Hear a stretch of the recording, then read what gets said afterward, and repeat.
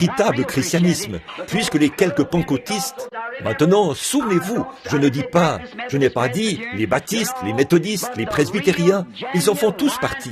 Mais le véritable et authentique article de Dieu était pentecôtiste. Il l'était, il l'est et le sera toujours. C'est ainsi que l'Église a débuté, juste ici, avec la puissance de la Pentecôte.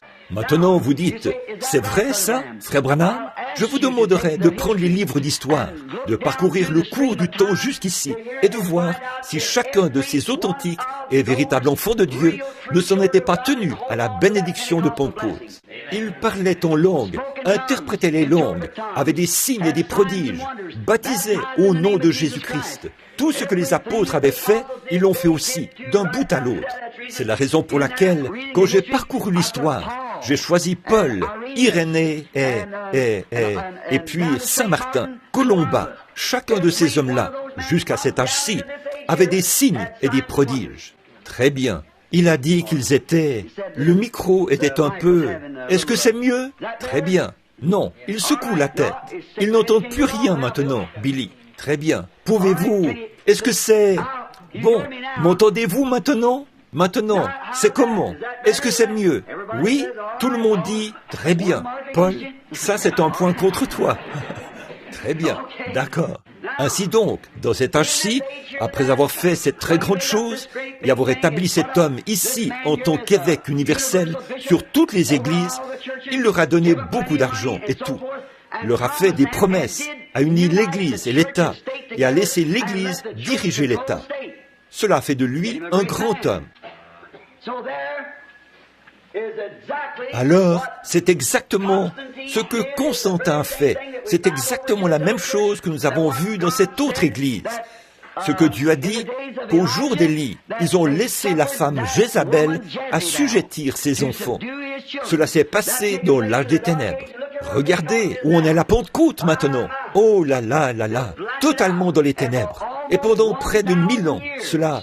à peu près de l'an 500 à 1500, c'est vrai. C'est-à-dire de 606 à 1530, 1520 pour être plus précis. Mais c'est bien 1000 ans. Des persécutions sanglantes. Lisez l'histoire. Bon, un catholique vous dira que l'Église chrétienne, ce sont eux qui sont l'Église chrétienne. Ils sont l'Église chrétienne dénominationnelle. Par contre, les vrais pentecôtistes avaient été chassés, tués, assassinés et mis à mort par les papes, les évêques et tout.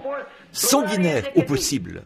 Maintenant, vous voyez, un de ces jours, le fait de dire cela me coûtera la vie.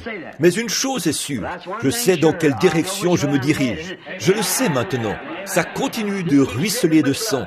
Mais cette heure-là approche maintenant, et vous pouvez voir, d'après ce qui se passe dans le pays, que ça ne va plus tarder. Ne faites jamais machine arrière là-dessus. C'est la vérité. Tenez-vous-en à cela. Mêlez-y votre sang, comme ils l'ont fait en leur jour. Maintenant, là, vous voyez ce qui s'est passé ici. Et ici, la doctrine de Jézabel a été introduite. Jézabel était une femme, une païenne qui, Akab, avait fait la même chose que Constantin. Il avait épousé cette femme dans le but d'affermir son royaume et avait ainsi introduit l'idolâtrie en Israël, exactement comme l'avait fait Constantin en ce temps-là. Et la Pentecôte avait presque complètement disparu. Maintenant, Dieu a suscité Martin Luther. Je veux que vous remarquiez comment cela diminue ici et disparaît presque complètement, puis recommence faiblement ici et redescend ici. J'ai fait comme une marque là-dessus parce que c'est une grande leçon pour dimanche soir, si le Seigneur le veut. Bon.